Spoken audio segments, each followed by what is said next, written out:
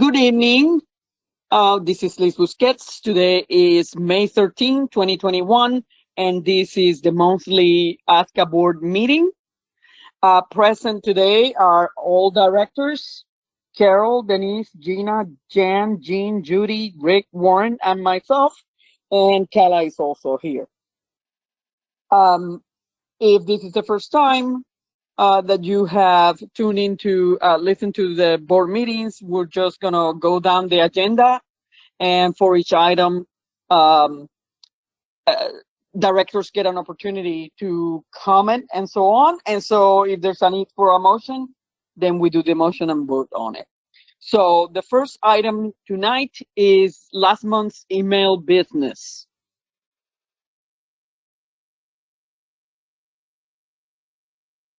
Need a motion? I'll make a motion. I'll make a motion to approve April's email business. I'll second it. I heard Jan, right? So Rick, it's a motion by Rick, seconded by Jan, to approve last month's April email business. Any discussion? Okay, all in favor? Aye. Aye. Any opposed? Any abstentions? All right, motion carries. All right, the second item that we have tonight is the computer system and technology update by Warren. Hi, good evening. I think directors have been familiar with this topic. We've had a few meetings. We've met with Inventive. Inventive came on site to ASCA, or pseudo on site with some virtualness during the spring meeting. We've gone through a proposal by Inventive. We've had that reviewed by directors, by our legal representatives. We've had changes made.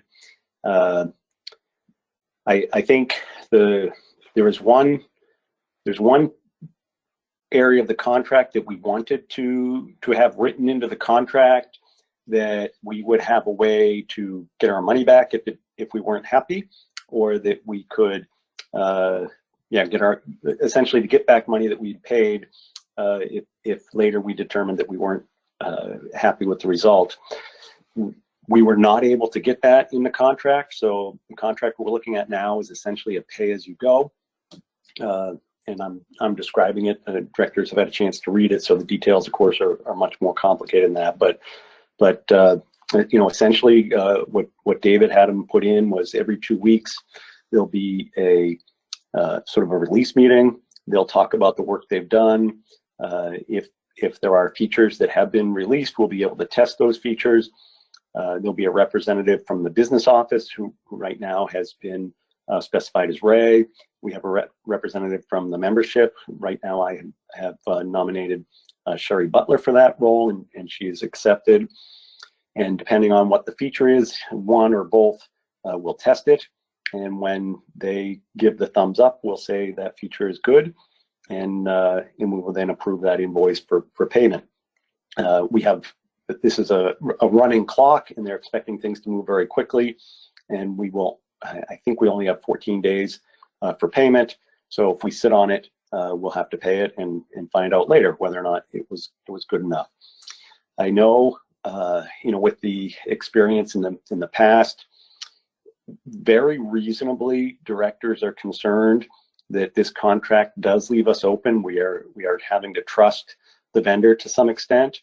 Not fully. There are a lot of things in the contract that protect us, but we are having to trust the vendor. And once bitten, twice shy, I suppose.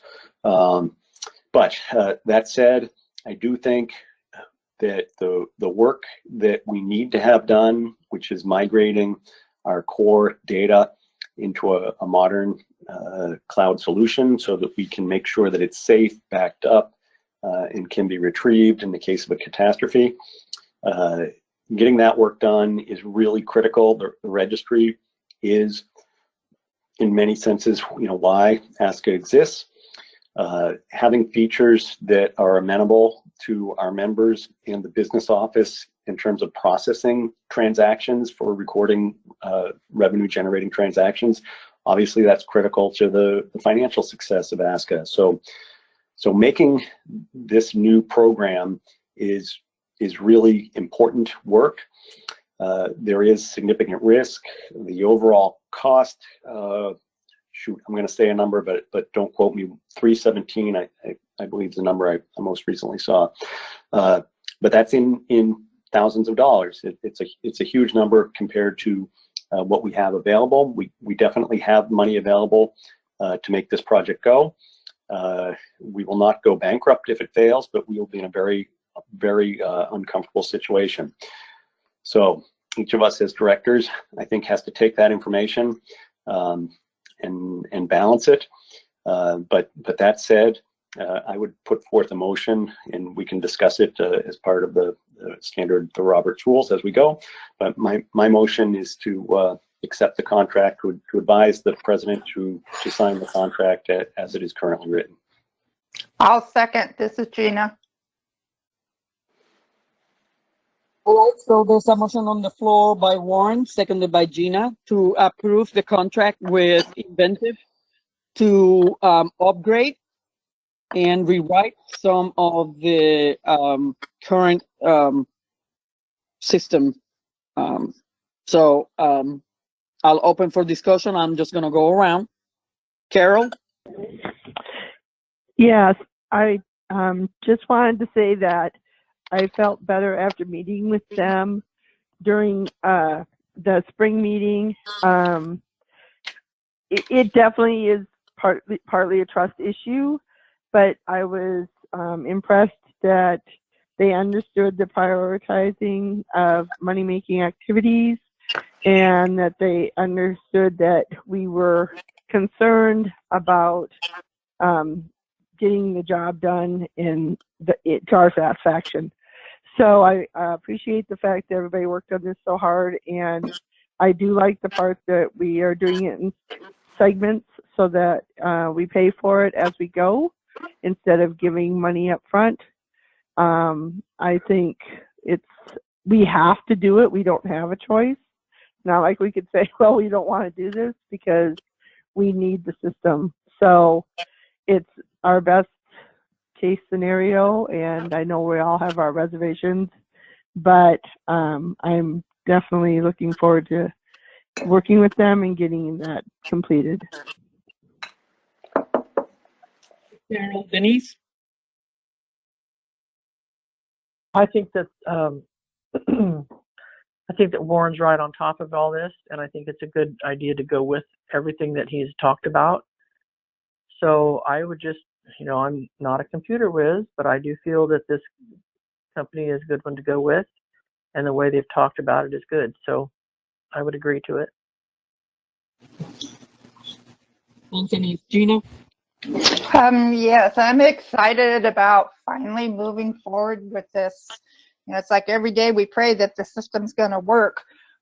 We have worked with them now for probably about, a year and a half, 2 years, and so I have complete faith in them. We also have a team of volunteers on this side, ASCA side, headed by Warren, and I'd like to thank them. So there's a lot of people on both sides, teams involved, so I feel very comfortable with it. Thank you. Thanks, Gina. Jan? Since I was around on the last go around, and we did see product and paid in stages, those were lots of questions that I asked of them, and they were very confident in the information they were giving us, and it did seem very reassuring. They know what they're getting into because they've been working with us for the year and a half or 2 years that they've been there. I think it's really valuable that Warren is going to put also a computer person like Sherry Butler and any of the other people to help evaluate, to make sure that the product we're looking at is something that's going to be going down the right direction. So between Ray finishing that project and them, so I am all in favor of moving forward before something very catastrophically happens. Thank you. Thank you, Jen. Jean? I support moving forward with this project. Yeah, I mean, Warren's done all the research, and I appreciate that, and appreciate everybody working on this. Thank you. Thank you, Judy? Agreed. Finally, we're going to get this done. We have a team that we've worked with for over 2 years, because they came to the board meeting, my first board meeting at the spring meeting over 2 years ago. We have a lot of really great ASCA members who have volunteered to help, and they have the knowledge to keep this going. And then with Warren guiding this project, I have complete faith in it. So I'm all for it. Thank you, Judy. Rick? Yeah, I was the one who pretty much requested that something be written into the contract that gives ASCA a leg to stand on if things go south again. That didn't happen, which I was a little disappointed with. I can understand inventive, but you know what's, like Warren said, once bitten, twice shy. We spent a lot of money, and we need this thing to be kicked off right. And I just have hope and faith that it will happen this time. I guess I am more supportive because of listening to Ray at the spring board meeting, letting us know that the system as it is today is very unstable.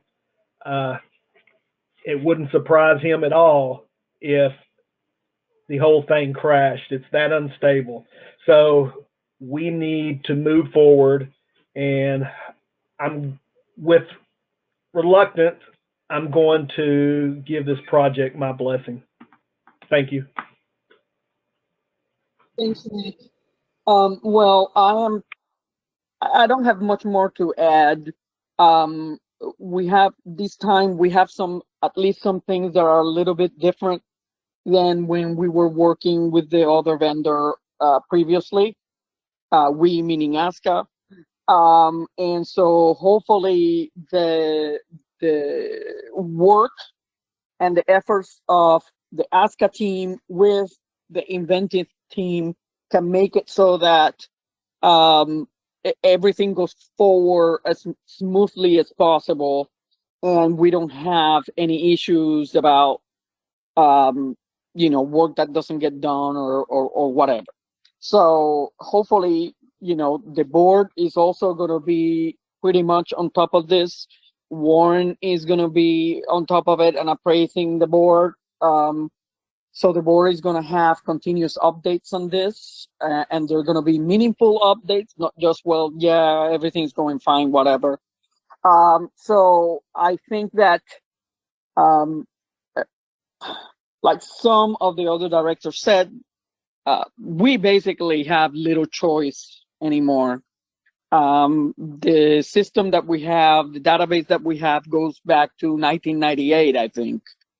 And nobody supports it anymore. And like Rick says, Ray told us that the system was unstable. I mean, it's really, I think it's a nightmare for all of us here on the board to think that something like that would happen. So I'm also in favor of just going forward. So Warren, do you have anything else to add? I think, I think we do have to state what Rick said. We didn't get the contract changed. There's risk. We are going to mitigate that through oversight. We're not just crossing our fingers and hoping for the best, but at the same time, this is a tough decision, and I really respect all of the directors thinking about it, taking the time. We've had 2 separate visits with Inventive prior to the on-site visit, with various members of the board in each of those meetings, various members of our membership. So I think we're doing the best we can. It is unfortunately not a given, and it is, as I said, it's a large amount of money. I do agree. I was listening to the comments that people said. I think we're all sort of feeling the same way. We can move forward. We'll stay on top of it, and hopefully, in I think they said as little as 26 weeks, we're basically going to see a new system. All right. So, is there any further discussion? The motion is still on the floor.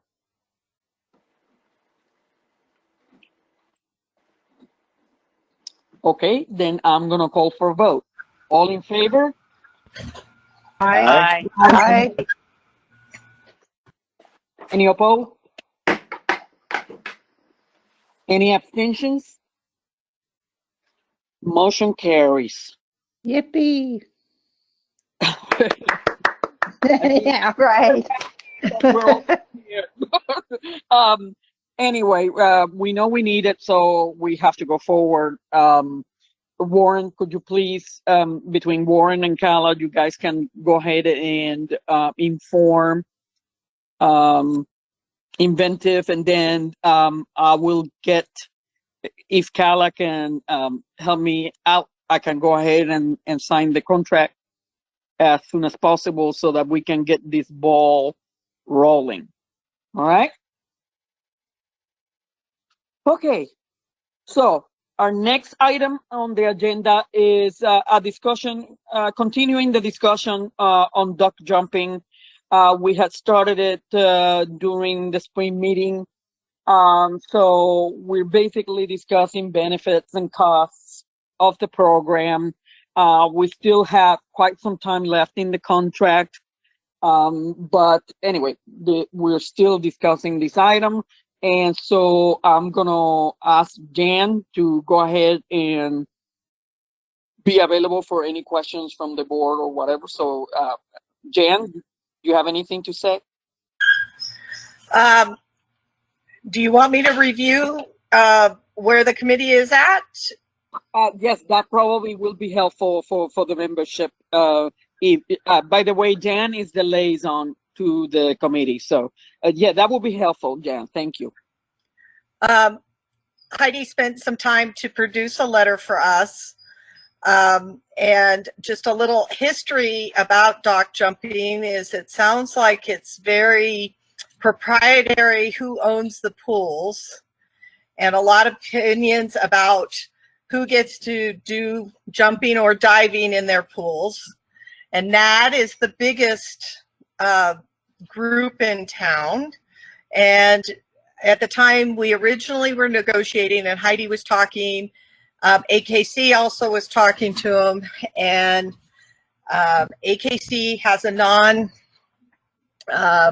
no one else can use their pools, and nobody can use NAD's jumping program. Some reason Heidi feels that they could go back and ask again if AKC would be willing to allow the clubs maybe for a fee. She doesn't know if that was part of it. The original discussion was AKC wanted our stock dog program, and that board said there was no go. There was really no further questions of what that meant because that was just not an option. So I can't really answer what they wanted from us, but it was more than, we do not want to give them part of a very important program that we have nurtured over these years. So the past board did take care of that at that time, but that also meant we lost NAD and we went with the current program. And the problem is most areas, I know the Washington pools are all NAD, so they can't even put on ASCA events at those. So plan A would be to ask AKC and NAD again if we could negotiate a deal. And then plan B is there's a few other organizations, I believe it was UKI, don't quote me on that. I'm only learning from Heidi. Heidi is the expert. And so I was hoping she could be here so that she could really explain. And so the best for all the members would be if we can negotiate NAD, because that's where all the pools are in the country. And there's still quite a few pools with the other organization. And so that's the process that the committee is working on. They do want this for everybody in the United States. They see the problem, they understand the problem, but people really enjoy this sport.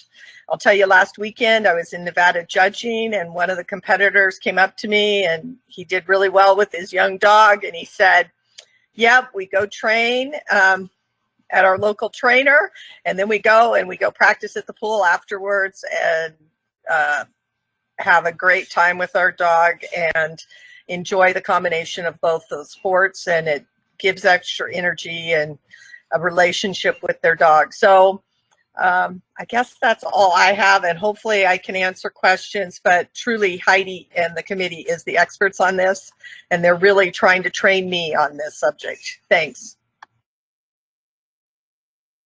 All right, so I'm just gonna go around, and so when I call each director, you can comment on it, or if you have a question for Jan, you can go ahead and ask them. Okay, so Carol. So I don't really have any other questions. I do think it's a valuable program. I'm interested in seeing it continue, at least through the time frame that we gave them, and then do another assessment. I think that's probably all I have. Thank you, Denise. I just had one question for Jan, and that is, do you know when you'll be able to contact the AKC and see if they're willing to share their pool and the NAD pools with us? Currently, there's somebody that's good friends with one of the NAD people, so she is talking to him, and when Heidi has our go-ahead, she'd kind of like to know that we are on board to start pursuing that. I forgot to mention that in my little overdraft, is she really wants to know that, you know, if they do all the legwork to do this, that we're going to support that project. Thanks. Perfect. Good. Thanks. So I would be in favor of holding off on making a decision about this program until we hear about this, because we did run into this problem for the 2019 Nationals, that the pools more local in California were all NAD pools and we couldn't use them, so we had to bring one from Arizona, which was very pricey. So if that would work, it would be a great asset to this program. And I know everybody who does it loves it, and the dogs do too. So that's sort of what our thing is about, is enjoying our dogs. So I would be in favor of just holding off until there's date that is already in place for rediscussion. I would rather just leave it and see how they can progress until that point. Thank you. Thanks, Denise. Gina? Yeah, I mean, I've done some dock jumping. It's fun, but you know, I have to travel 45 minutes and there's only one pool in the whole valley. But that beside, it doesn't really support our mission statement. And I don't think there's a whole lot of revenue from it. I don't see why we just can't accept titles from the other organizations, charge a recording fee, and be done with it. But that's just my take on it. That's all I have. Thanks, Gina. Jan?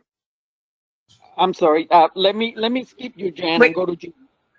Well, wait, let me answer one thing. Oh, okay, go ahead.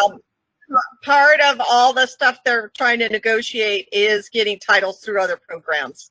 I probably missed that as well. That was in her little synopsis. Besides ASCA being able to use the pools, is negotiating a back and forth with those organizations as well. But it's not that easy with NAD, so that's part of it. Thanks, Jan. Jean?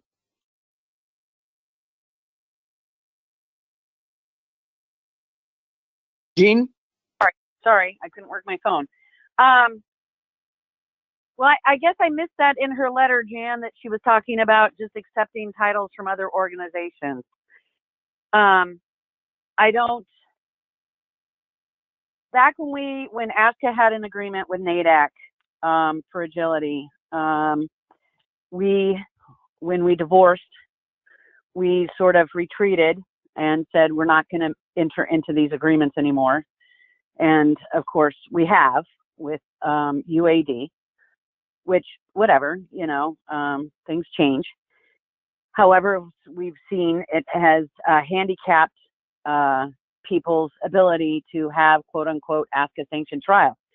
And that being said, when we have a program that was approved in 2017, we've had 217 dogs and 131 titles.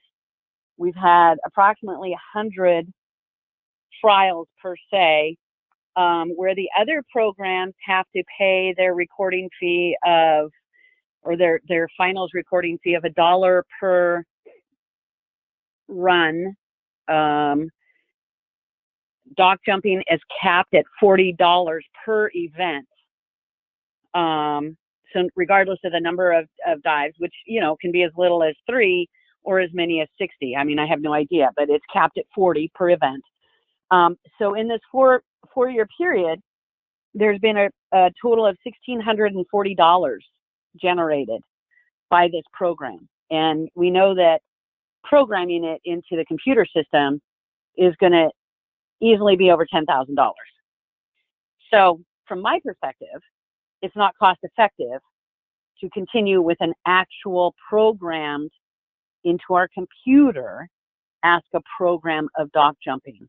However, it would make sense to do as Gina suggested, and ASCA can accept titles from these other organizations, and it could even be NAD.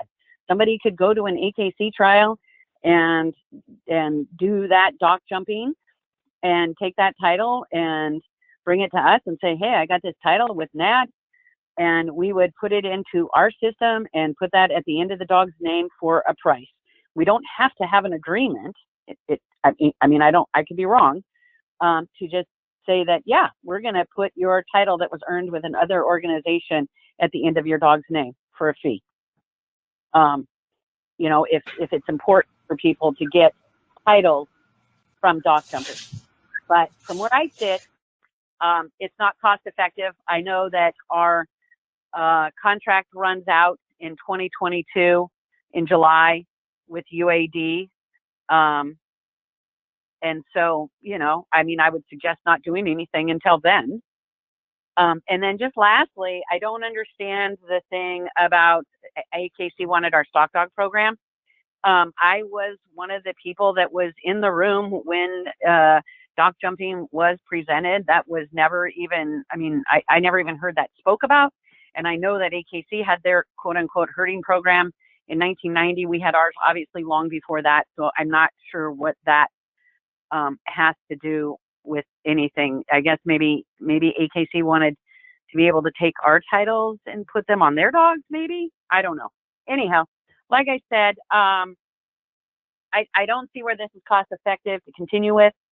I think there's alternatives as far as just accepting titles from other organizations, and it expires in 2022 in July. And, I think we should just let it expire, but that's my opinion. Thanks.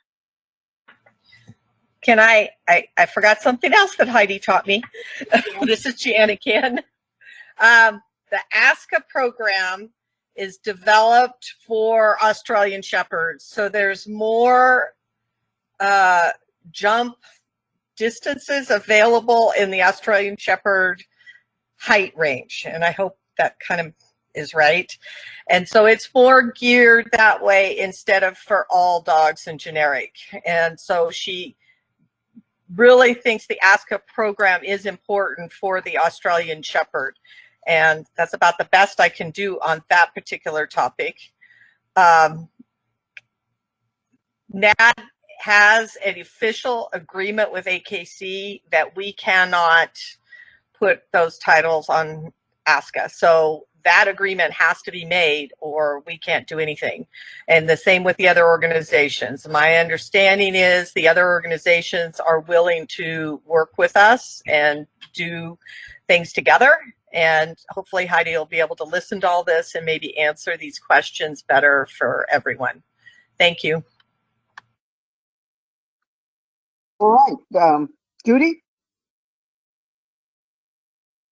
I guess my main problem with dock jumping, dock diving, whatever you want to call it, is that it is so limited to our membership. There are just so many parts of this country that we can't even remotely host a trial or do it. My other problem is that it's structured differently. They don't have to pay the event membership dues, and as Jean said, it's not really been cost effective at all. And we are a business. Yes, we're a breed club, but we're also a business, and we have to look at things in that respect. Is this making sense? So I would rather see the dock committee look at these other options for reciprocal agreements with other pools, other dock diving organizations, to get it available to more members if we really want these members to have titles. I would agree with letting the contract run out till 2022 and then just dropping it. And in the meantime, working on things to see what we can get. I just don't think it's doing much good for us and our membership in that respect. Thank you. Thanks, Judy. Rick? Yeah, I tend to agree with Jean. With meeting with Ray at the spring meeting, he told us that it was a $10,000 to $15,000 bill to have dock jumping programmed into the new computer system. And I mean, I don't see how we can take a loss on this if the sport is not generating income for us. I am all for waiting till the contract runs out and giving the committee time to review and reach out to some of these other organizations and see if we cannot partnership. But if it's a no-go for them, I don't see how ASCA can absorb this cost just for programming when we're barely bringing any income in today. So that's all I got. Thanks, Rick. Warren? Well, I don't know anything about dock diving. It's certainly not my sport, but I have to say I am really impressed. The interest and the drive that one of our members has to try to make this program a reality is it's truly heartwarming. I haven't spoken to her, but I know she has decided that this is something she wants to do. She's essentially taking the burden of the clerical work on herself. While it's true that putting this into our system would be a cost we cannot absorb, we don't actually have to put it into our system at this point. So, 10 to 15,000 is a crazy number, but it's also an irrelevant number. I think just hearing Jan's voice, you can tell the enthusiasm that the committee has for this is huge, because they have absolutely converted Jan into a believer, and Jan's a pretty tough cookie. So I'm pretty sure that we have a small group of very devoted people who want to continue this. When it comes time, thumbs up or thumbs down to spend $10K to put it in the system, that's a very, very different statement. Right now, what we're saying is, can we support our members as they try to take this tiny little thing and that they love, that they're trying to make it a success? I'm all for that. Unless I misunderstand it, they really, they take the work away from ASCA at this point. The $196 or whatever it is that they've generated is truly insignificant. But at the same time, really, except for the cost that we frankly wasted at this meeting, they're really not costing us much. So I don't see that there's a problem. I certainly don't want to give away the stock program to do it. I don't want to spend $10,000 to do it, but I would encourage our member, if they want to keep beating the bushes and try to make this work and try to make a deal with another company and try to get pools, I think that's great. So I am supportive in that regard. I'm going to add one more thing. It's Okay. AKC owns the statement of dock jumping, and we are. Now did I do it backwards? All the way around, Jen. You did it backwards. They use dock diving. We use dock Thank jumping. you. Yeah, that's Okay. why we went with that name. It is very sticky point as well. Yep. Okay, so since the contract expires next year, I don't think that we need to have to come to any decision tonight or in the next few months either. I think that we can give the committee the opportunity to come up with ideas of how this can become a program that more people can enjoy. I do worry about the lack of income, but at the same time, what really sticks into my mind is how many of our members not only want to do this, but also how many members, even if they want to, how many members can actually do it because, of the availability of the pools. So to me, for most of these issues, one of my main sticky points is member engagement and participation. So if the members are not getting to engage and participate much, then that's a problem that I think that ASCA needs to look at. And so, so I would think that in the next few months, as the committee looks into whatever options they're looking at, we can always talk to Inventive to actually get a real number of how much it would be to add it to the system. And so that then we should also have them by then, whatever numbers. Hopefully this month there can be a few more trials. I know that Ray had told me last week that there were 2 or 3 events, actual ASCA events planned. So if that goes on, then maybe it's not as bad as we think. So we should just get all those statistics when the time comes and look at them closely. And also, since we're discussing this in open session, to all the members who have an opinion either way about this program, then they should, write to the board and let us know what they think. And then we can make our decisions then with actual numbers and actual suggestions from the committee. So that's all I have to say about that. So I'm assuming there is no motion at this moment, or am I wrong? Liz, this is Dee. Can I just say one more thing, please? Go ahead. I'm sorry? Go ahead. Okay. I was just going to say, one of the reasons I bring up the cost of it is the fact that every time something is brought up about the stock program and finals, it's always, well, the cost. And stock work and preservation of that instinct in our breed is really primary to what our breed is.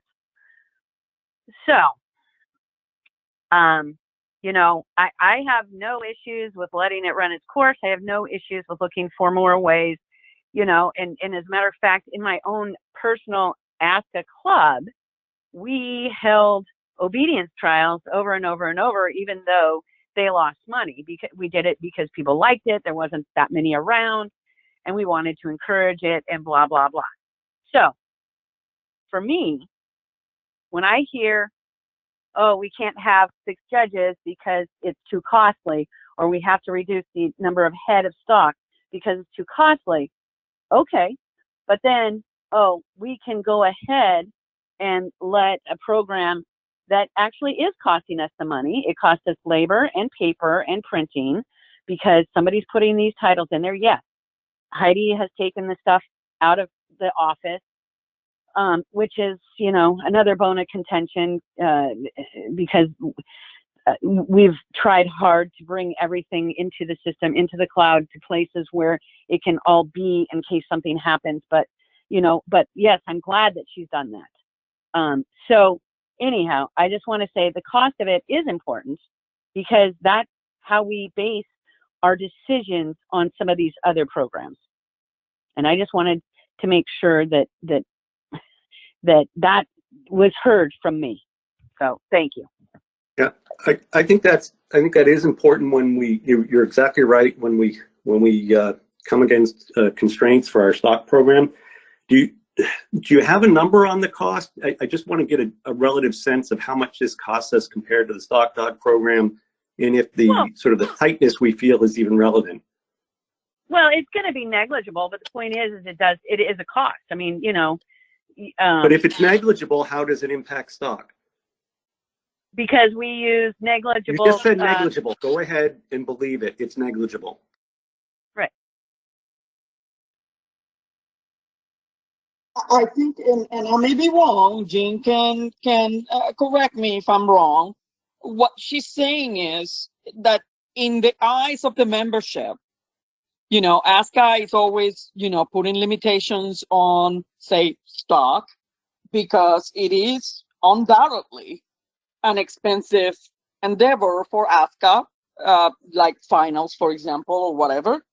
But then we are having this program that just maybe is not costing anything or much, let's say not a lot. Okay, and that would certainly change if we added to the software, but it is also not bringing in much. And if it doesn't also allow a good number of members to actually engage with it, then I mean, why are we having it? So I think that those are things that we need to keep in mind. I mean, like I said, Jean can correct me if I'm wrong. But no, we I need think to you hit it on the head. And I think that when the time comes to actually make the decision, we need those numbers in front of us. As you know, I'm a numbers person. I like to see the statistics, and I also like to see what the membership wants, because that's also important. Okay, so when the time comes, we can go ahead and look at all of that. Liz, this is Judy. Yes, ma'am. Here's another way to look at it. This is a program who is not bringing anything into the finals budget. It contributes nothing because they don't pay those event membership dues. Now, that may be negligible now, but what happens if it does expand and there is a lot? Now we're paying for a program that doesn't contribute anything to our overall, to what we keep saying that everyone should contribute, and everybody, we're all ASCA, it's all the same thing. So we keep telling other programs they have to cut their budgets, they have to cut things, but yet now we're telling this program, oh, go ahead, but they're not really contributing anything to that end game. So that's kind of how I look at it.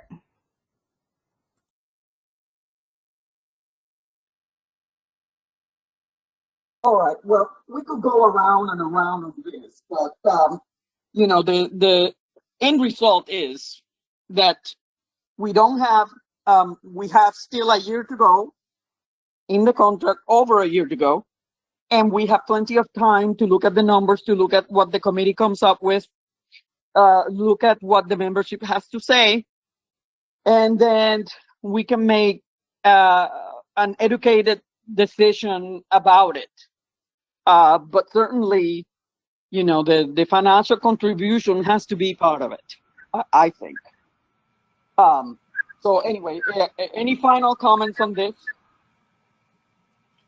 I had just one question. As a whole, the board is in support of the committee moving forward to find better suggestions. And I'm sure she'll listen to this and take all this information into consideration.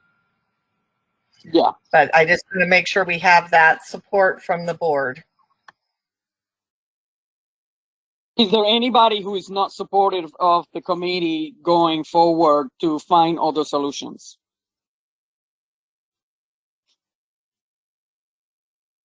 No. So I guess, Jan, they have the support of the board to find, to continue their investigation.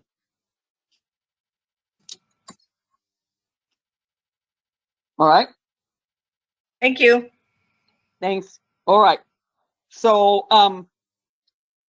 so now the next item on the agenda is the sanctioning deadline.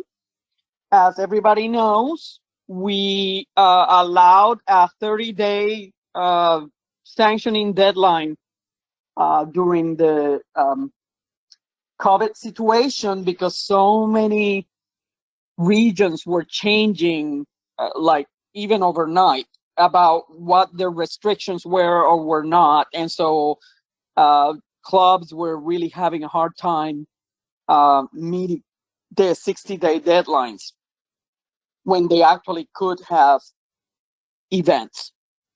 Now, however, we're bringing this up because, for one thing, the restrictions are loosening up, and with the vaccinations and all that, it seems like things are improving dramatically. And also because of the situation in the business office. So to make sure that the membership understands, when the staff is working on stuff in the office, if a 30-day sanctioning request comes in, they basically have to drop whatever they're doing, whether it's results or whatever it is, because they have to take care of that 30-day sanctioning request.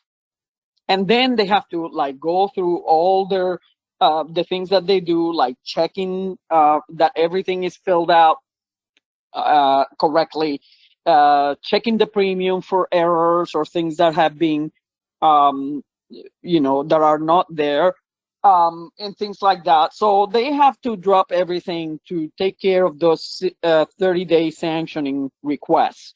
And there have been quite a good number of them every month. So now we're getting to the point here coming in, mid-June, when the office is going to really have to make sure that they have all those results taken care of, because they are needed to calculate who's going to make finals and who's not, and so that the letters can go out on July 1st. So the 30-day sanctioning may be one of those things that are that will cause some obstacles, some challenges, added challenges to the office, especially in the month of June. So, so the question then is, what can we do about it? And one of the suggestions that that Ray and I had talked about was to put it back to 45 days for some time, and then later on in the year, take a look at the situation again and see if it's appropriate or when will be appropriate to change it back to 60 days. So that's something that the board can consider. I know that I was, some people from Europe talked to me about this. They still think that they are going to have difficulties with the extended deadline. So I don't know if maybe if we change it to 45, if maybe we can leave Europe as an exception, or whether we can just say, if a region, wherever it might be, is having a difficulty, then they can ask the board for special consideration out of the 45-day deadline. I don't know how the board would like to deal with that, but it's just something that was brought up to me. So, so I'm just gonna go around and let you guys comment on this. Carol? Okay, so correct me if I'm wrong, but I think that as a board, we already voted that on the 1st of June, we were going to move to the 45-day sanctioning.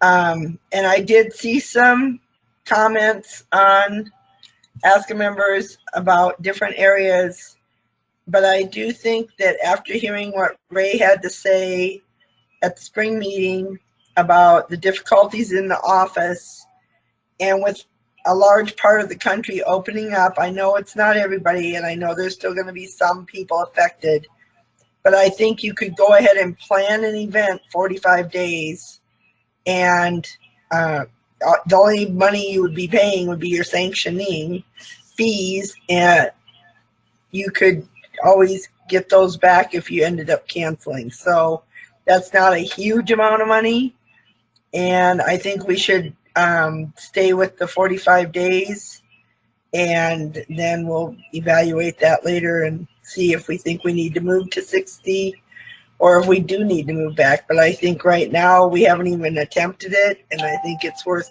giving it a try and see how it works out. That's all I have. Thanks, Carol. Denise?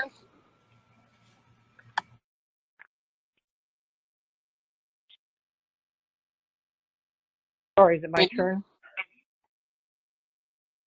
I would agree with Carol. I think the 45 days that we voted on, I believe, at the spring board meeting, shouldn't be a real hard thing unless it's right at the clubs that are doing it right now. You know, maybe it's 30 days from their club. I think we were going to extend it out a little bit so that it worked into the fact that they still had 45 days in order to get sanctioning in. 30 days, I think, is a real hindrance at this point in the office. So I would go along with 45 days now, just to start it out. And I believe we said we would start it like in September, so that gave everybody plenty of time to do that. Maybe Calla has that in the notes. But I would be all for that, and I think down the road we should go to 60, just because we can get it on the calendars. It's been brought up several times. Rick Anderson has talked about the calendar and not being able to see far enough ahead, and using the unofficial calendar when you put your dates in there 60 days ahead makes it a lot easier for people to plan their schedule also. So I would be in favor of starting out the 45 days and then moving forward to 60 at a later date. Thanks, Denise. Hey, Carla, what date was it that we put on that 15-day deadline? I thought it was June 1st. It was June 1st. Yep, it was June 1st. Okay, so what we have right now is that on June 1st, we go back to 45 days. And then sometime in November or so, we'll review and see where we're at. Is that correct?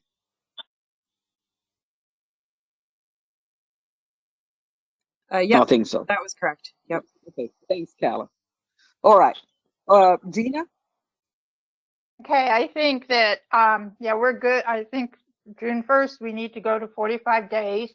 If there are areas that haven't opened, I think the affiliates could request an exemption. I know the CDC today announced if you're fully vaccinated, you do not have to wear a mask indoors or outdoors, and they're not restricted anymore. However, state mandates and local mandates are still in effect. So, you know, things are opening up, and the workload in the office is going to increase a lot. And that on top of the finals and everything, it's just going to be kind of a nightmare. So I would say definitely stay with, you know, June 1st, and then let affiliates apply for exemption, or like Europe, apply for an exemption. That's all I have. Thank you. Thanks, Gina. Jan? I think Gina did most of my concerns. So I really have nothing to add to that. I think the hardship on the office and getting it on the calendar, I know I just kind of looked at the calendar and it's kind of slim pickings as far as going out in dates for stock trials. I don't know about everything else. And that makes it hard to plan, and it's not helping our calendar. So I think we're going to have to move forward with this 45 days.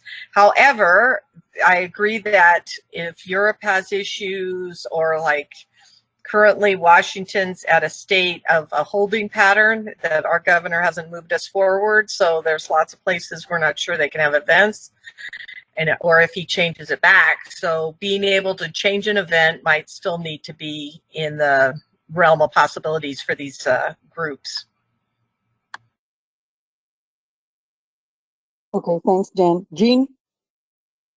I'm good with us with the June 1st. I wish we could make it 60 already, because I totally understand where the office is coming from, having to get those results in and then having someone submit a 30-day sanctioning means they jump to the front of the line and everything else has to be set back. And of course, then everybody's going to be crying because they want their finals and merit results too. So, like I said, if we can move it to 60 right now, I'd do it, but I guess we'll live with 45. So thanks.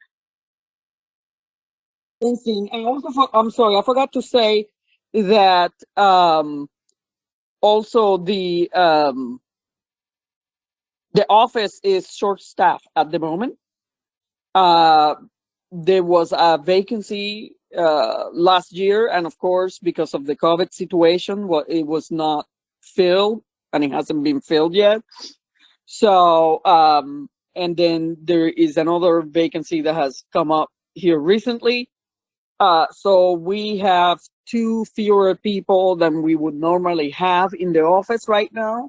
So that will make it even more difficult to deal with, you know, the issue of more work because of the 30-day sanctioning situation. All right, Judy.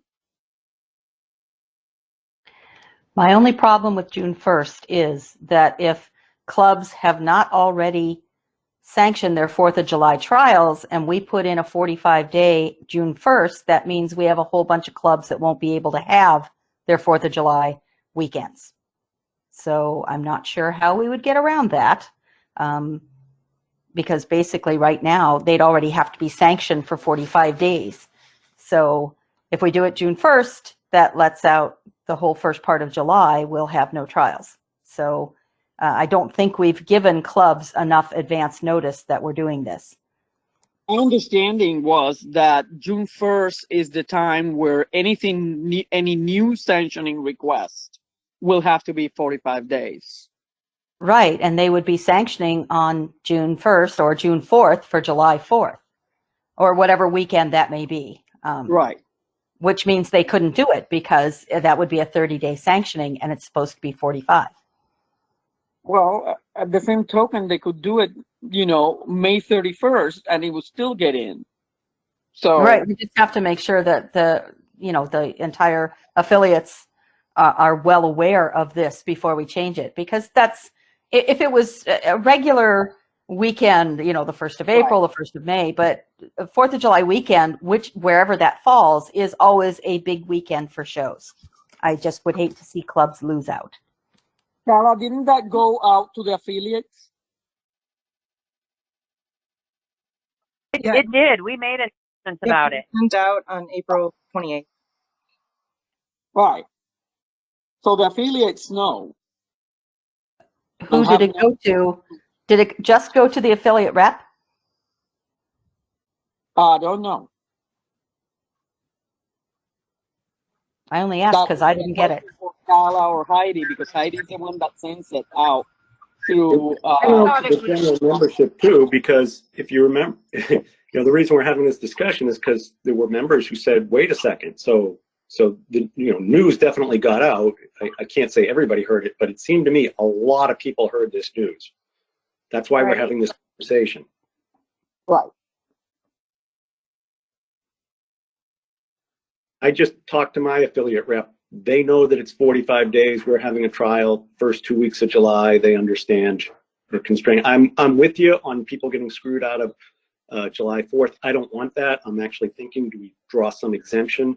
But it was designed so that there would be more than 45 days notice of the change, and the change would take place then on the 1st, giving them plenty of time, meaning from May 15th, because they've already known since April, whatever it was, April 16th when we announced it. So in theory, it should all work, but you're right. Folks who have waited a little too long, folks who need to get this, you know, I'm totally with you on the 4th of July being a special deal, and maybe we want to think about that separate.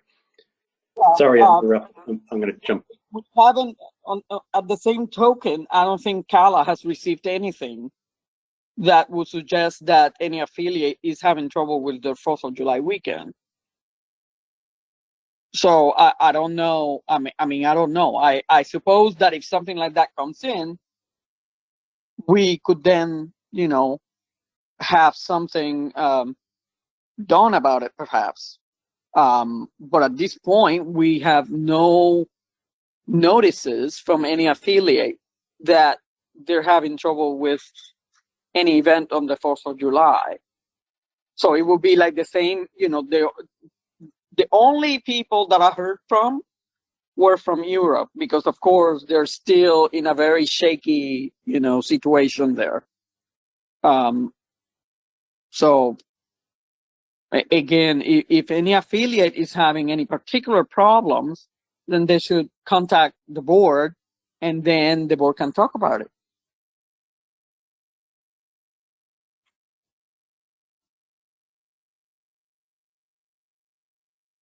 Are you done, Judy, so that we can go on? Yes. Oh, okay, great. Yeah, I'm good with the 45 days starting June 1st. We can throw it back out there to the membership again and letting everybody know that if you are planning a July 4th trial, show, whatever, that needs to be in by May 31st, because July 1st, we're going to 45 days. So I think we can get it out. I don't think we should have to give 6 months notice for us to do something like that. Then I think we ought to come up with a time that we're going to go back to 60 days and give as much notice as we can. I mean, we're already talking about, yes, we're moving to 45 days, but I don't want to wait on that 60 day and give them a month's notice and say, well, in 30 days, we're going to 60 days. We need to go ahead and make that decision here as soon as we can. Doesn't have to be this month or whatever, but we do need to make that decision and go ahead and get that distributed out to the membership as well. Thank you. Yeah, I agree with that, Rick. I think that we can go ahead and try to resolve it. Let's see how it goes, then, you know, in this next couple of months, and really we could make a decision on that. I mean, we said wait till November, but if things are getting normalized, I don't see any reason why we couldn't, and then give sufficient notice at that time of when the 60 days are going to start again. But all right, Warren, anything else? Yeah, sorry, I jumped in, but I really do want clubs to have every opportunity possible to get something sanctioned. I do think when we first announced it, which was, I think, April 16th, there was a bit of a hue and cry. There was at that time a bit of a change in cases. And, you know, what we've seen, you know, all along, this thing surprises us. But right now, cases are dropping. Things are opening. Yeah, you saw the CDC, you know, the Times has made it abundantly clear that masks aren't needed out of doors. You know, and I hear people, you know, just anecdotally, we're done with this. You know, I shuddered when the folks in the Southern governors said that, but it turns out, you know, that's working out just fine. So I do think the sanctions are lifting, the restrictions are lifting. I don't want anyone to be in a position where they can't. What I'm wondering is there a little bit of a compromise where we tell people you've got to sanction early 45, and I do think going to 60 as soon as possible. But you know, if you have to change or you have to cancel, you know, can we offer them that they can defer the sanction fee to a rescheduled trial? That takes a little bit of risk off of them. That maybe, I don't know what that does to the business office, so I would love to let someone else who knows more. But and I really would like to say, even though we made it abundantly clear on April 15th that the folks on July 4th, you know, anybody that can do the math would have seen it, but not everybody likes math as much as I do. And I think now that July 4th is whatever, 7 weeks away, people are starting to understand, whoa, I may be in trouble. And if we made an exception for that, it wouldn't bother me one bit. Thanks, Warren. Actually, technically, we haven't said that people can't change their dates as they had been last year because of COVID. So technically, we have not moved back on that. So even though we're moving forward with a 45-day, if there is still a problem with the fact that things changed all of a sudden and all of a sudden I can't have my show, I think that would still be in effect, because we haven't rescinded it at this point. Am I wrong? I mean, I could be. I think you may be right, actually. I hadn't thought about it, but yeah, the motion was to change the sanctioning deadline, not any additional conditions. Right. I mean, we can take a look at that at some point when we're really sure that things are more stable. But as far as I knew, we would have to rescind the situation where we are allowing clubs to change the date without penalty or canceling without penalty, whatever. So, all right. So any further comments on this situation? I think that we just want to make sure that the membership knows that if an affiliate is having particular problems, that you know, this can become a hardship for them, to let the board know, and we'll discuss it and see what we can do. All right. All right. So the final item on the agenda is the visit to Fonner Park in Nebraska, and that will be Denise. Okay. Back in the spring board meeting, we talked about the Fonner Park situation quite a lot. And I understood that we had talked about, there were some changes made and suggested as far as the agility, because it was on mats, moving it on to a groomed dirt floor. And I feel that we have made that available. So and also Judy and myself and Jan had mentioned also about going back to Fonner Park and to look at it and reassess some of the questions that we had and look at it with a little different eye. And so I have made arrangements. Judy has agreed, Chris Churchill has agreed, and Jerry Rowe has agreed to meet there on the morning of the 9th. I believe Jan is working on that. And to go back and look at everything with a little more detail. And so that's where we are on that. I did receive an email that the grant would be, is just waiting for us to sign that we're ready to accept it for the first year. And I received a text message this morning from Bill Angel at Fonner Park, and I had forwarded that to Liz, that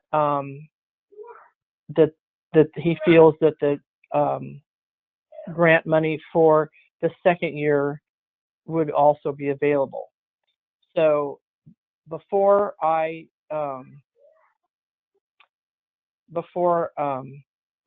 we go. I just was trying to get as many questions as possible answered ahead of time. I know the question of stock was the big issue. I did talk to a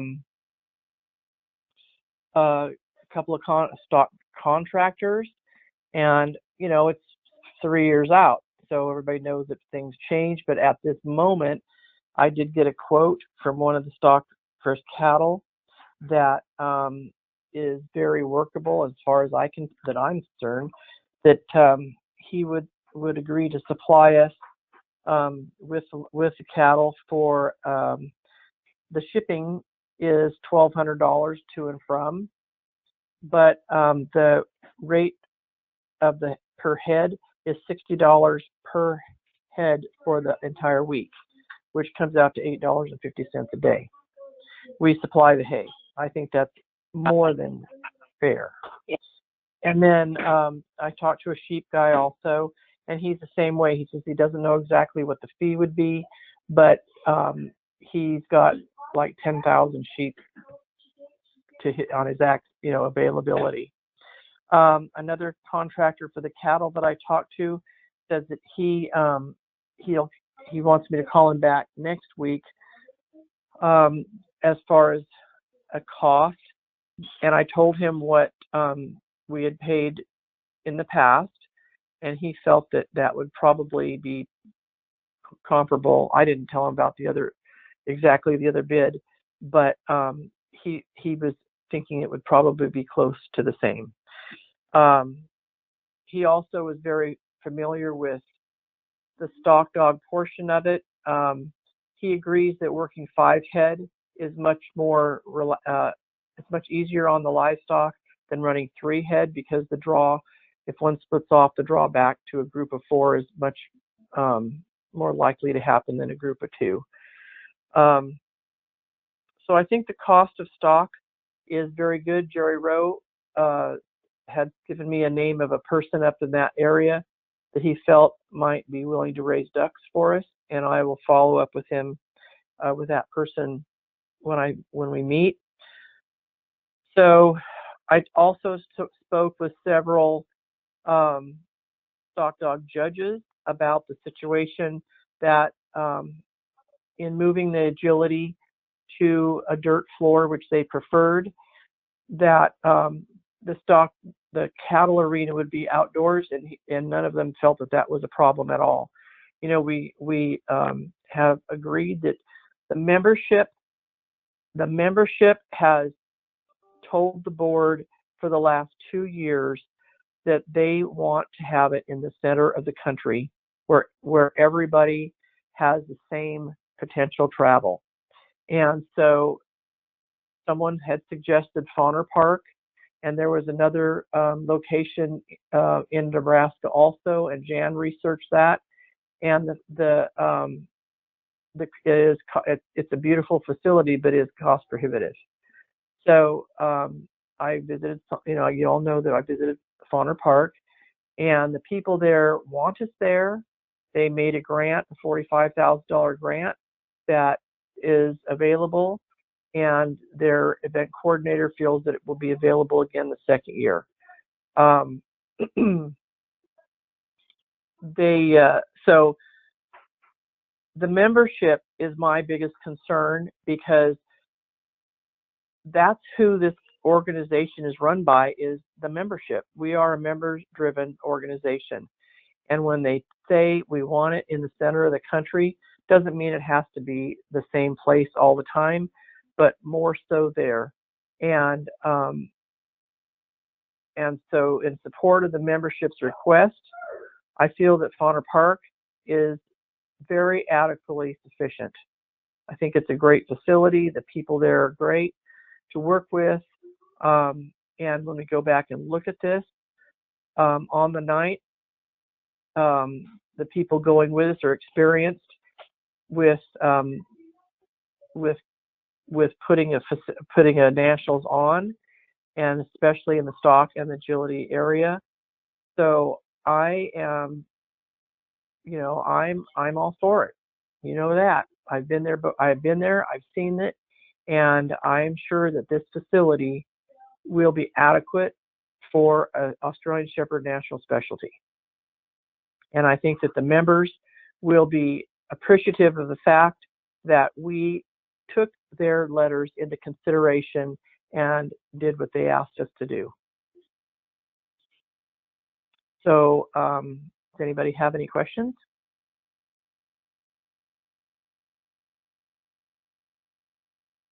Are you going to go around this? Oh, let me add this real quickly.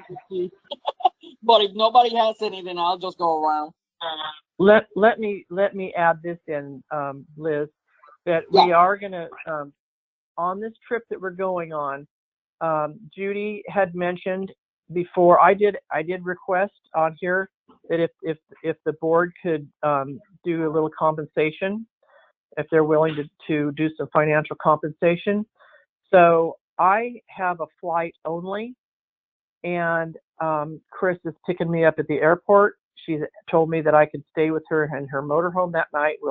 We will park in the RV park that's connected to Fonner Park, so we'll be at that facility and see how that is. We're also going to check out some of the hotels in the area and be able to speak to them in person.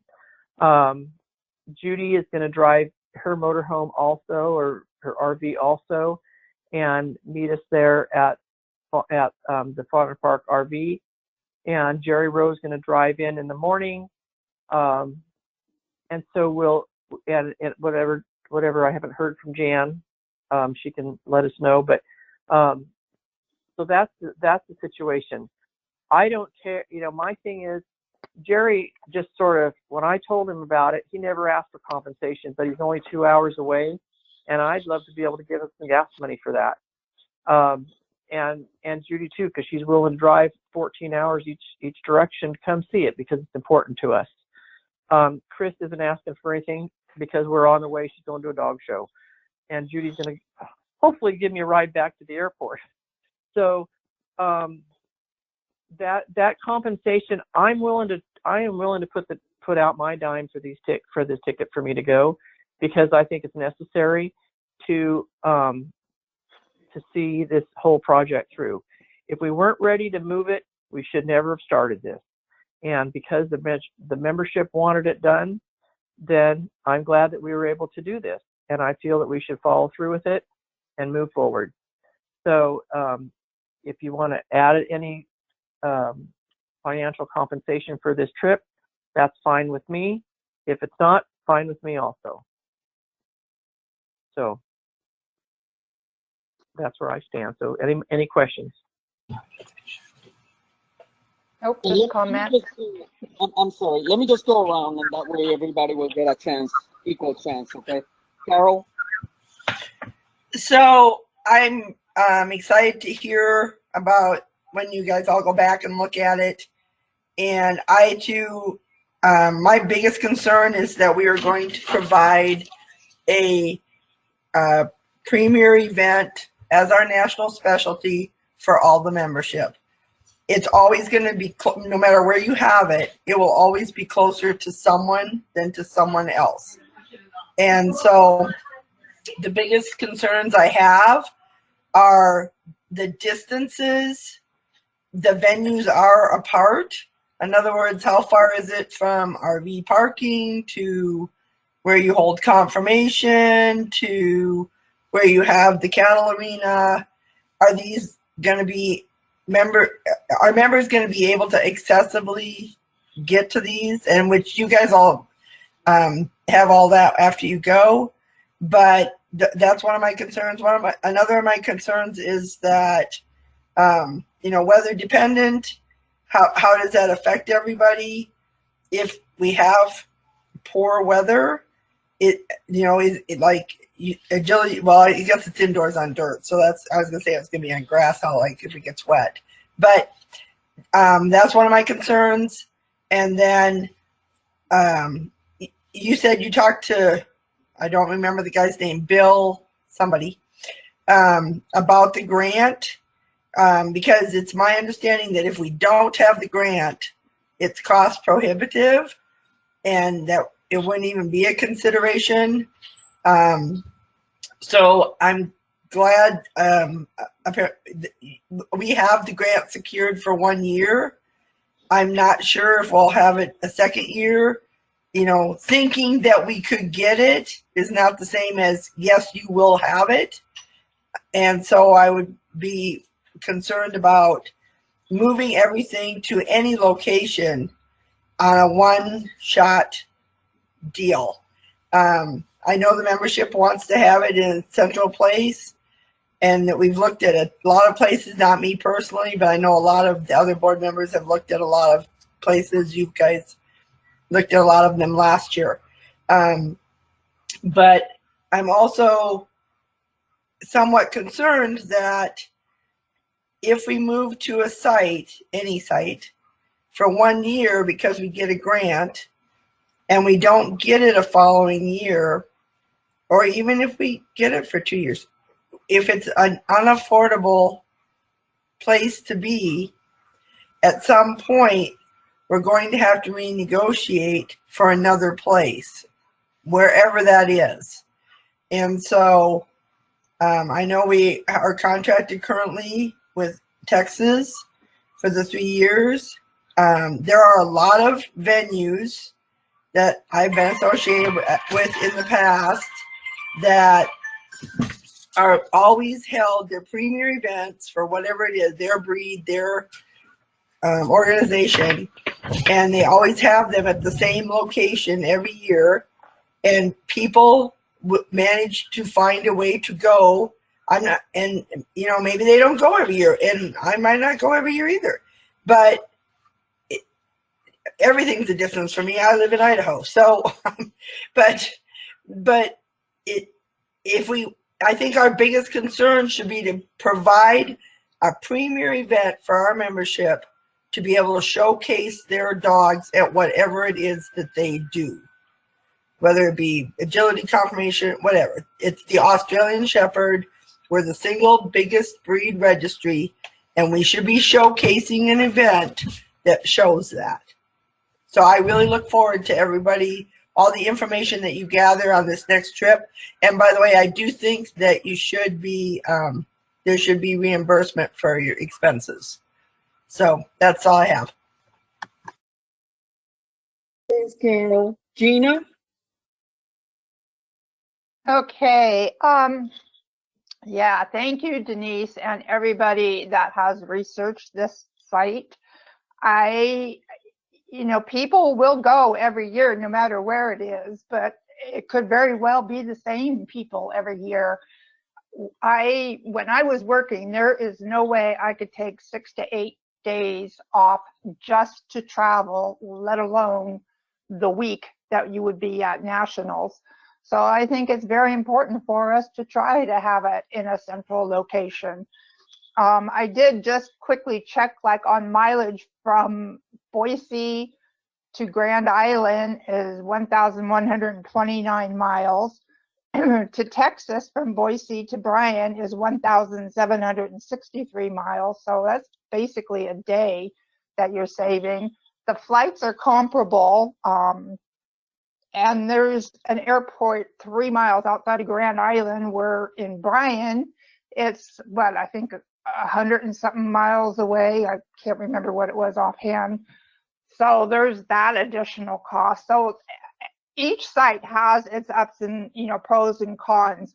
I've heard a lot of complaints about Bryan that there's no place for people to let their dogs loose and run. I've heard a lot of complaints about the dust. So, I mean, no place is perfect. And like Denise said, I think we owe it to the membership to try and find a central location, at least try for 1 or 2 years. And if we have to move, again, we have to move, and I'm sure we can find something. So that's all I have. Thank you. Again, Denise, thank you for everything you've done. Thanks, Gina. John? Yeah, a lot of research has gone into facilities and a lot of looking, and there is a list of what the requirements are. I didn't look for it in my computer. I'm sure Kala has it as well. And one of the things was things all being undercover was one of the wish lists that was on there.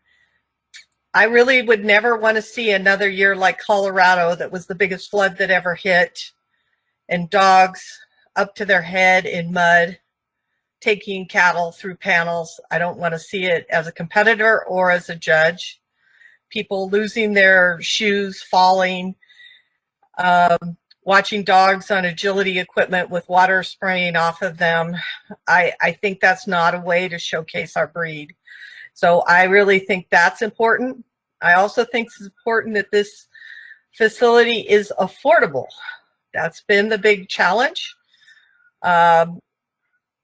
The cost of the facility and during the grant is probably fine, but for the next years after, if there's not a grant, we cannot afford this.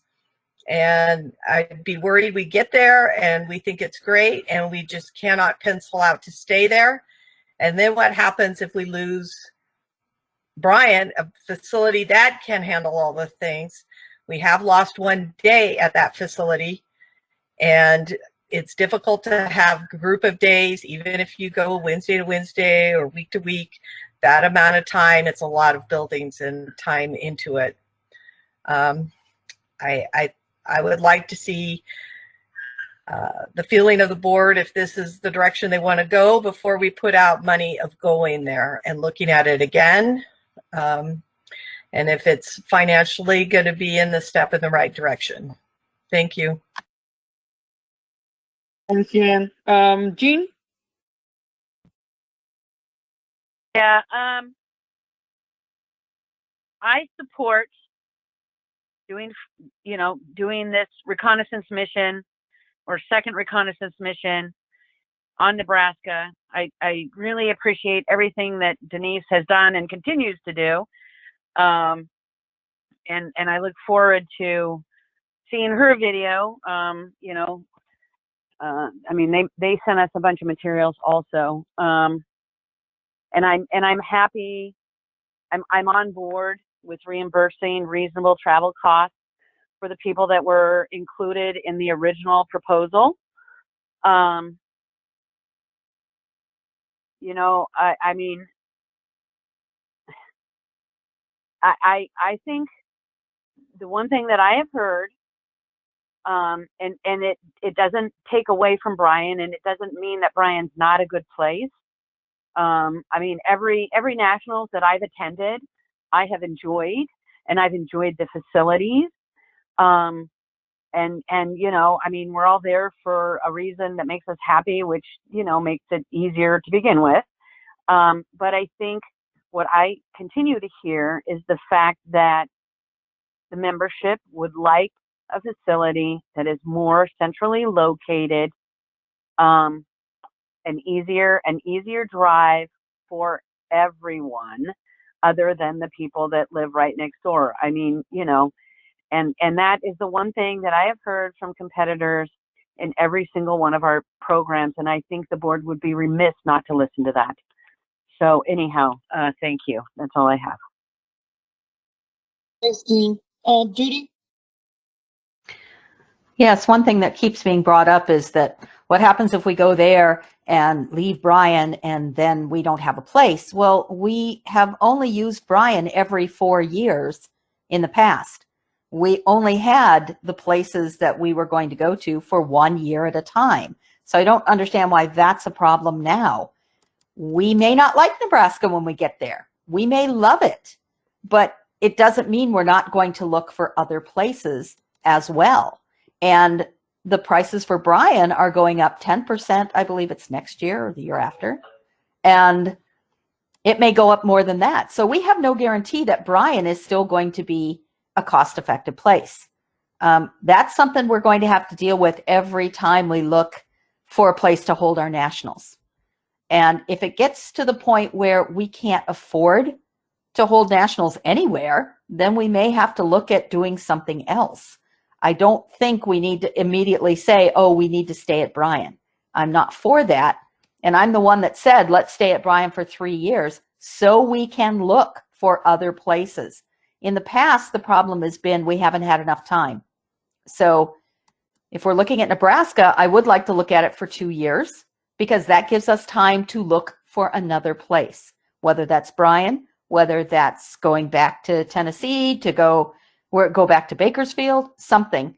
We need to be able to have the time to look at it. Obviously, this has taken us well over a year, and we're still not ready to commit to it. So that's how I look at it. I mean, I'm excited to go. I want to see for myself, and hopefully everything's going to work out okay. Thank you. Thanks, Judy. Vic? Yes. First, I'd like to say that I am all on board to go into the central part of the country. I'm totally on board with that. But when we left the spring board meeting, the consensus was if we could not get the grant for the second year, this was a no-go. And now it seems that we've did a 180, and regardless if we get that grant or not, people are wanting to go. That facility is about $85,000 without a grant. And that is not a price tag that I'm ready to commit to. Keep in mind, I'm all for going to the central part of the country if it's cost effective for us. I'm a little bit worried, and maybe Denise can answer this. When's the last time Jerry Rowe put on a nationals? Judy, have you ever put on a nationals? I don't know. I'm just asking. For myself, no, I have not put one on, but I have certainly been there to set up nationals, to set up finals, to judge finals, and to judge nationals. So as far as for agility, yes, I do know what's going on. What about Jerry Rick, Rowe? what is your question about Jerry Rowe? I mean, my question is, does he have the experience to set up a nationals and to go to a facility and know exactly what we need? This is not your weekend trial. Well, I personally, No offense, but it is only bigger. It's a whole lot. It's a whole lot different. But your stock, I mean, I did stock for Paso Robles and Bakersfield and numerous other ones. And stock is stock. It just means you need bigger pens and a bigger holding area, and you need to make sure there's enough fencing. And I think a stockman like him would be able to figure that out quite easily. I'm just asking the question. Okay, well, I talked with Jerry. I don't know. I didn't ask him if he's ever done it before. But I personally have done it 4 times, and I have been in charge of the stock 4 times. And Jerry has judged how many trials in his lifetime, and he also participates in other national stock trials, dog trials. In fact, he's going to one in Oklahoma City, I think it is, the next week, next week or 2 or month or whatever. But there's no doubt in my mind that he can't look at an arena and look at the pens and look at the panels that are provided and know that we have to have enough space for, I'm thinking 125 to 130 cattle, sheep, and ducks. So I don't think there's any question about his ability to make that decision as to whether he has done and judged in arenas all over this country. And so he is, I would think, would be able to tell us exactly what is needed. And as far as the grant goes, I will call. I mean, like I said, I got that text message from Bill this morning. But I will call before we go. I will call and make an arrangement to meet with the person that does the grant and tell them if we have to have the grant in order to be able to have it go there. But no facility is perfect. And the fact that we can go there for 1 year, knowing that we have the grant, knowing that it will work, gives us another year to look for somewhere else if we don't want to go 2 years. If we're willing to say yes, if Brad says yes, that grant will be there, then I can tell him, okay, we'll be there for 2 years if it works. But like someone said, what if we get there and yes, the facility works, but nobody wants to be there again? Maybe they want to go somewhere else. So, well, they don't, I mean, that's an option that obviously they don't want to be at Bryan, but we're not going somewhere else yet. I mean, we've made that commitment. Same thing goes with right. Nebraska. If we make that commitment, that's where we're going to be. And So I just want so we could be I there just for want 2 to years. keep saying, yes, I do want to go to the Central. I think our membership deserves that. But what's the cost if we do not get that second grant? Right. That's Well, my only opinion. And I am definitely not trying to run down Jerry Rowe or Judy or Kristen Churchill. But the way I see it, you're the only one that's got nationalist experience. I would, if we're going to pay to have somebody go to this facility, I would love for it to be people that had been recently involved in putting on nationals if we're going to pay for it. That's just my view. So I will end it at that. I did say to the board that I would not support a motion to pay for individuals going down there when there's still too many uncertainties. If they can make a commitment to us and prove, hey, we want you there, I'm all for paying for you guys to go down there. But if they're not willing to make that commitment, I'm not willing to spend ASCA's money like that.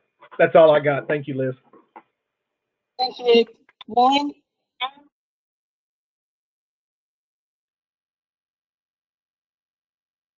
Warren?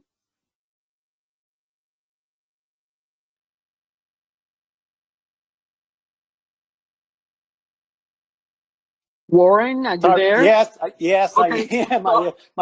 My finger got wet. I couldn't get the phone. You know, I was sweating, and so I didn't recognize my fingerprint. And oh my God, I guess that's a big problem when you got a phone. So in any case, yeah, a great conversation.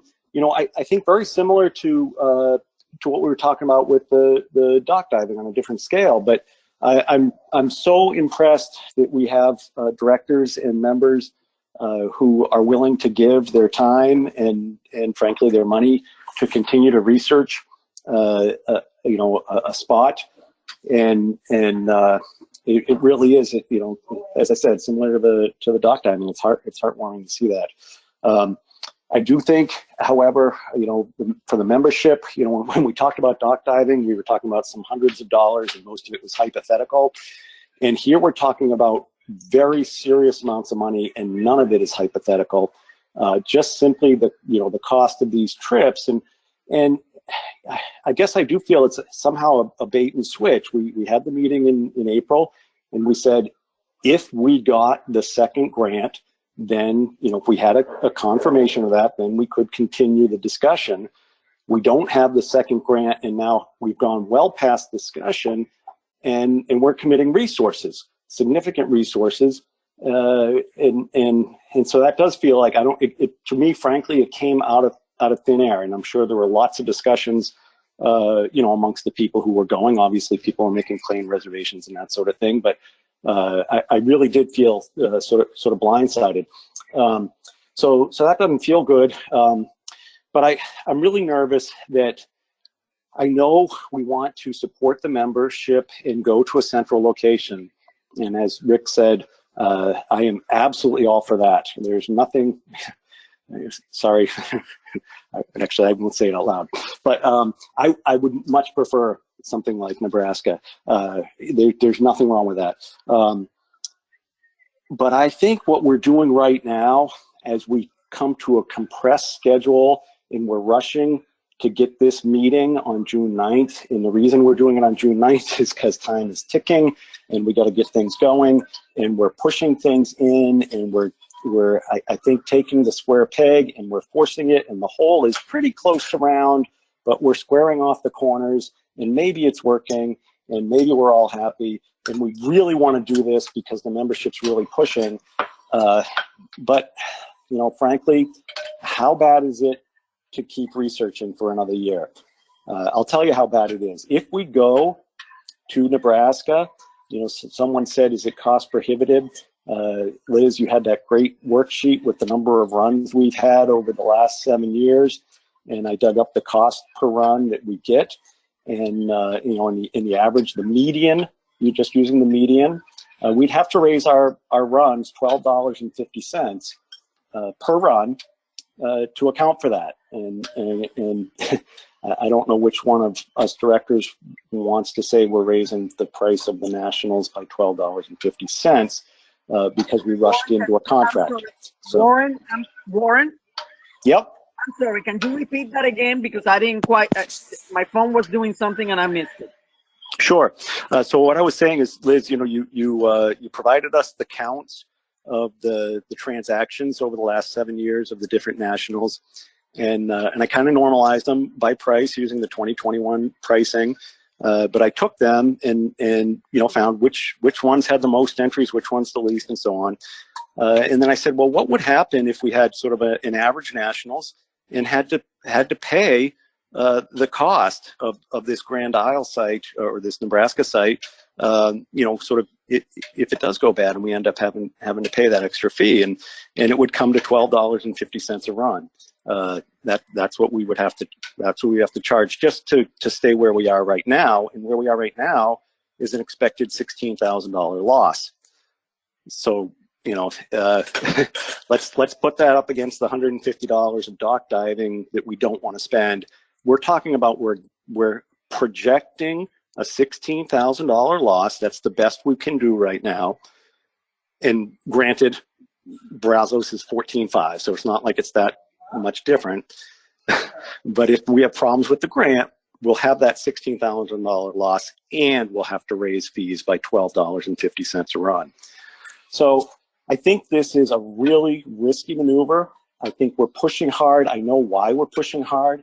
I really want to satisfy the membership. I tell you what, when the emails come out, and they'll be coming out tonight, it really hurts, and I really want that. But I think as a steward of the assets of the company right now, until we get word that we have the grant for 2 years, I think we need to stop putting really good money after bad. And that's my feeling. So through all the comments and stuff, I think that then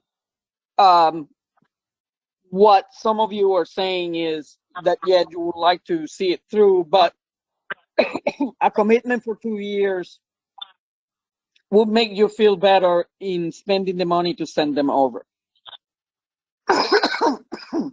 So the reason why we're hurrying is because these contracts have to be signed roughly about 3 years in advance, roughly.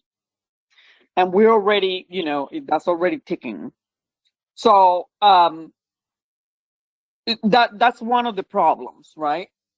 So the way I see it, if we don't get for a June 9th date, I don't know if that can be put back a little bit and see whether we get the 2 year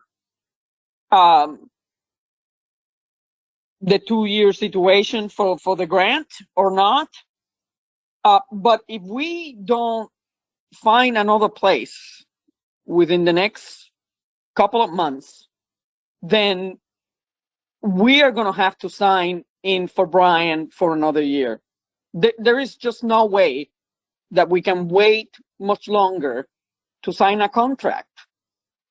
So I don't know how fast they can tell us for sure, you know, whether they can change that letter, for example, if they can change that letter to say for 2 years or what. I don't know how fast that can happen.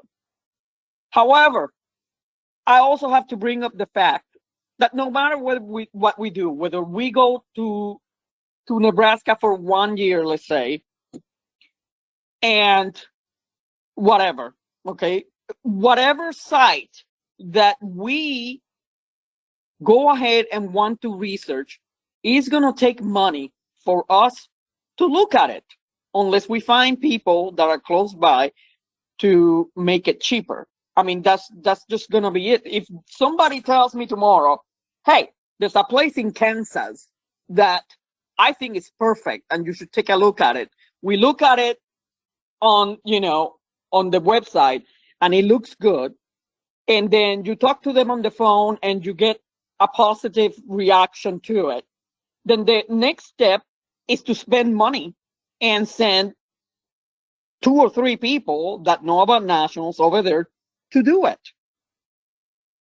So while I am in agreement that we would be better off to have the 2 years right now before we commit the money to go over there, okay, I think that research is going to be part for the course unless we want to say we're staying in Bryan.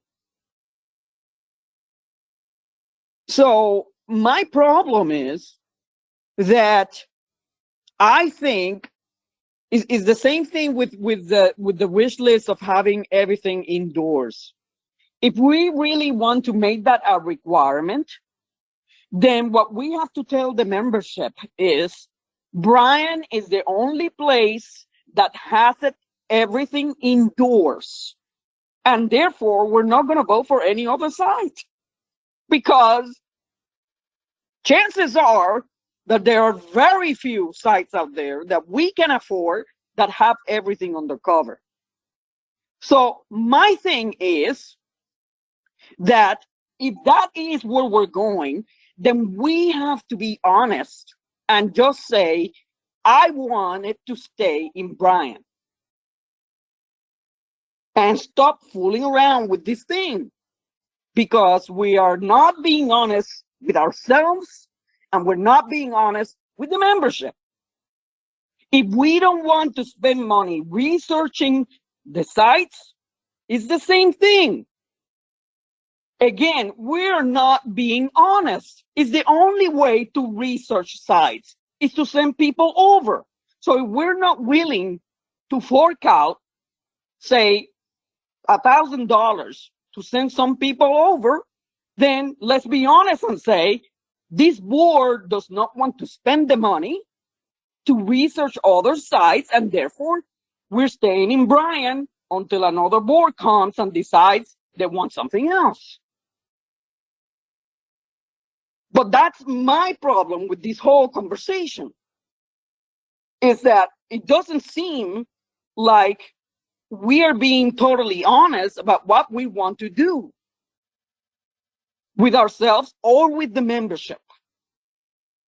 So my thing is, one, if we are not willing to send people to, whether it's Nebraska or any other site, and give them gas money or whatever it is, then there's no sense then in researching any other sites.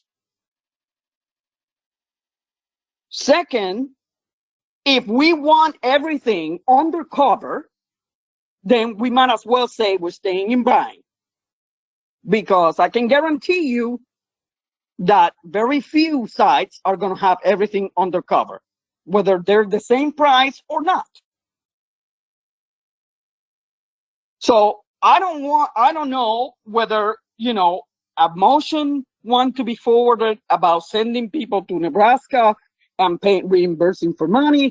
If there is a motion, then I'll put it forward and I'll see where the vote goes. And then we'll do whatever is decided by majority, like we always do. But I really want this board to really think about what it is that we want to do and be honest with ourselves and be honest with the membership. So is there a motion to be forwarded to pay reimbursement for Nebraska?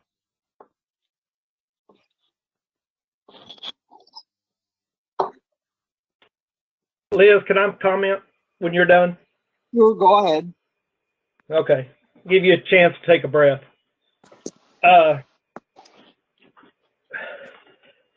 Maybe our best deal for ASCA is to give it back to the affiliates. Then we don't care what kind of money is spent. We put all that ownership on them. But right now, the ownership is on ASCA.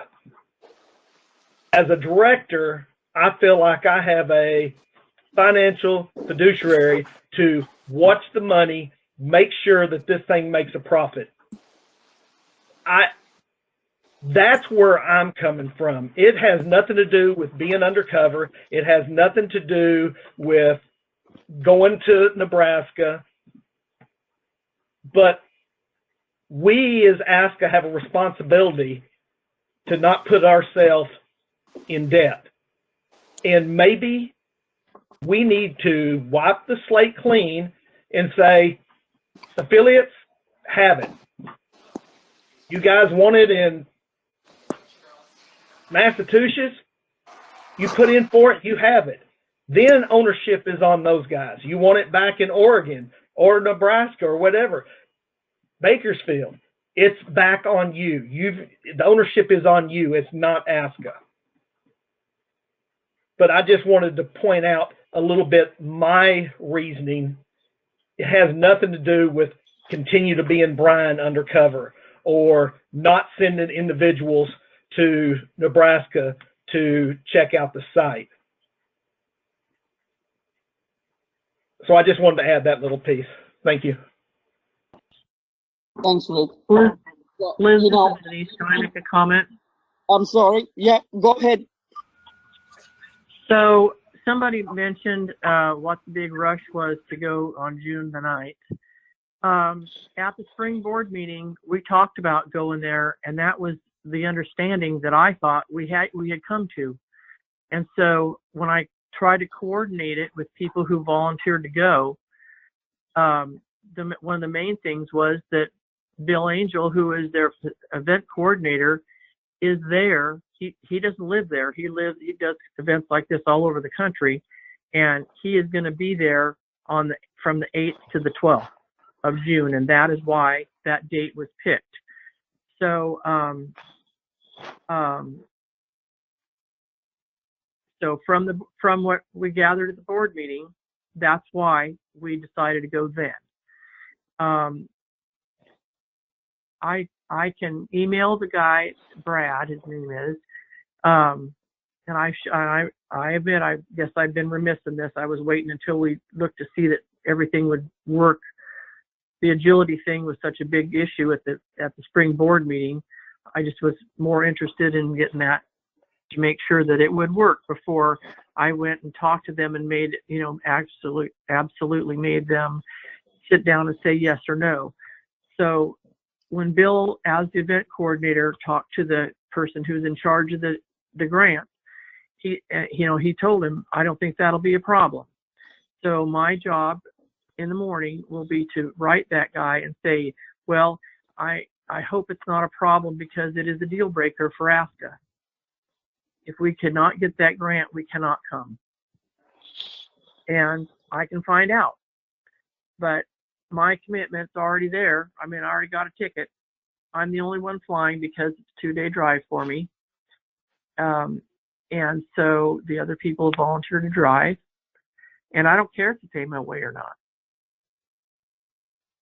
So that's my thing. I'm going to go. And I think Judy's planning to go. And I know the other two are also.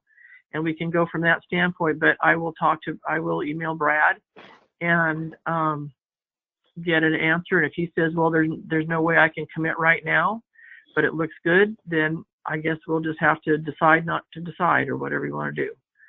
But it does give us an additional year to find another location. And I agree with with Rick, it really isn't about whether it's all indoors or not. No place is perfect. I asked them about their weather situations in the last 5 years during that time, and there has not been problem weathers. So that kind of lessens my concern about, you know, torrential downpour or whatever problem, snowstorms or whatever. Anyway, so that's, as far as the date's concerned, that is the reason that June the 9th was selected.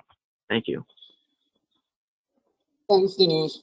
I have to say, I won't vote for any site that is going to put ASCA in the red before we even start. So definitely, if Nebraska says that they can't give us the grant for 2 years, then we have a problem, because there's no way that the majority of us will vote to go over there if we don't have it. No, I But- understand that. We do Yeah, have but it for 1 year. Yeah.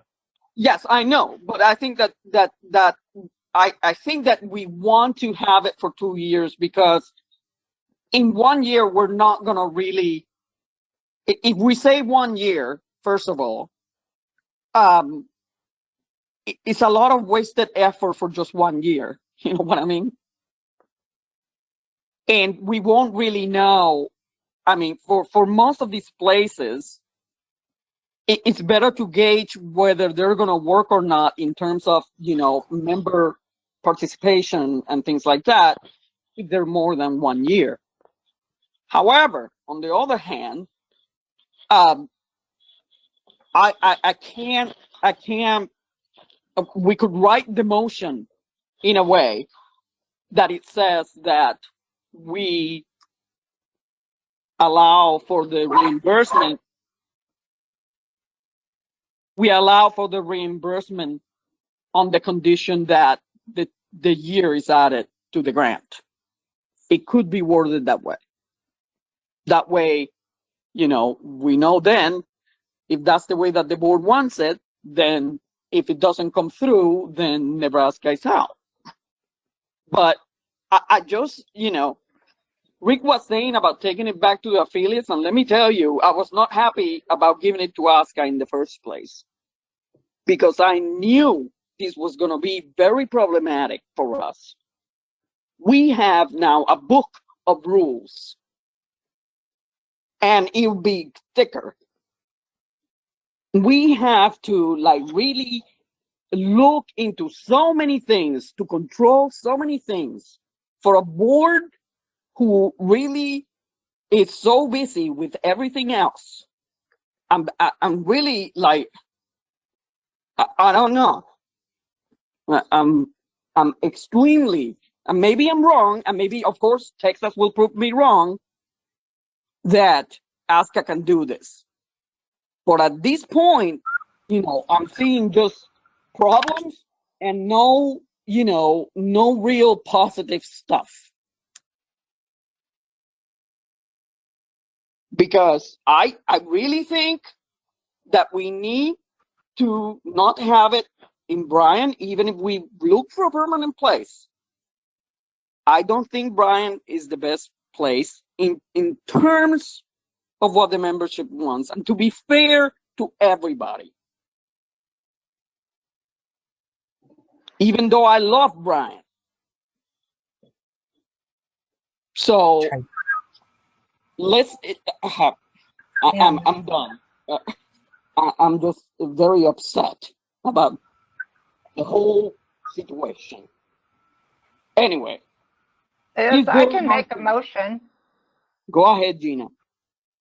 Okay, I move that depending upon if we get the 2-year grant, a firm commitment, that we reimburse the people that are that are interested in having the Nationals in Bryan, will reimburse expenses for the initial visit. You mean Nebraska? And this is, I'll second. Or Nebraska. Calla can reword it if she wants. Yeah, for Nebraska. Did I say Bryan? You did. Oops. No, for Grand Island. Anna? Can you read that back, Carla?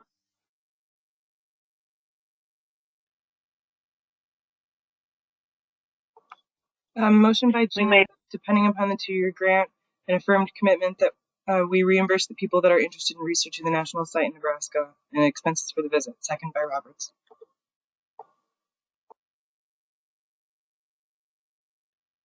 Okay, there's a motion on the floor by Gina. Was there a second? Gee. yeah, I seconded. Okay, and Jean seconded. Okay. Any further discussion? I just have something to say. I Yes, don't really ma'am. think this motion is necessary because we're all volunteering to go on our own dime to start with. And if it's conditional on getting the grant, either way, we're going to be paying our own way. Why don't we just wait to see if we get the grant, and then we can make a motion during our our other regular meetings and reimburse us then? Because either way we're going, whether we get paid or not is irrelevant to all of us. So you're talking about making a motion, tabling this motion and put it, say, in, Yes, in because if we don't get the June grant, you're not going to July. reimburse us anyway. So you don't even need to make a motion until we know whether we have the grant or not, if that's the whole point of it. Well, that's true. That makes sense. So yeah, For me. table the motion. Yeah, we could just table it or withdraw, and then, you know, if people want to take the risk in going on their own dime, they can do that. Well, And we're then, already going on our own dime. We've right. already all committed. So again, it's irrelevant. We're going. It's just a matter of if we get reimbursed at some point in the future, that's nice. But we've already committed to go and look at this place. Nice, All right. thank you. All right. I Well, would we like- have- Yeah. I agree with Judy, and like I said, Brad was very rapid in responding to me. The first time when we said, "Hey, we have to know right now," I had an email within a day or two. Hopefully, we'll have that again. I'll send him an email tonight so he has it first thing, and I will just tell him if we do not get the grant, we cannot come. Period. So I can let you know on that. Okay. So let's then, Gina, you made the motion. So, Okay, well, yeah, I'll go ahead and just withdraw it then. okay. All right. So then they're going to go on their own dime, and then we'll reconvene next month to see what they find. And Denise will keep us appraised about the status of the grant, and we'll take it from there. Sounds good. All right. If there is nothing further, then I would like, I guess, a motion to adjourn. I move that we adjourn the meeting.